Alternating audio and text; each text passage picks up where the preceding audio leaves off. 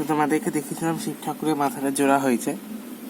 তো এই যে শিব ঠাকুরের মাথা, এখানে গলাটা একটু ফেটে গেছে গলা, তারপর এখানে চুলটাও মাটিরই হয়েছে, মাটি দিয়ে চুল করেছি। এখানে মাটির কাজ চলছে, কারণ এই যে ঠাকুরের মাথার উপর এখন যেখানে বসবে এই জায়গায় এখন কাজটা চলছে, এই জায়গা। তারপর এখানে ফেটে গেছিলো, এই জায়গায় কাজ চলছে।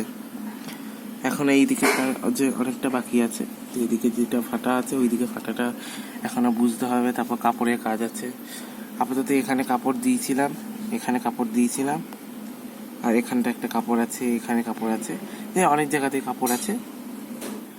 তো এখনো উপরের দিকে এখনো কাপড় ওঠানো বাকি আছে। যেমন এই গলার এখানটা কাজটা করলে এবার গলার এখানে একটা কাপড় দেবো, মাথার পেছন দিয়ে একটা কাপড় আছে, সেই কাপড় দেবো। যাই হোক, কেমন লাগছে বলো।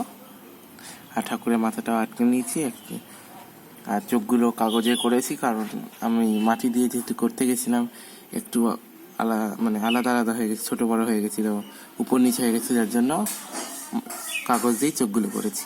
কেমন লাগলো অবশ্যই বলো।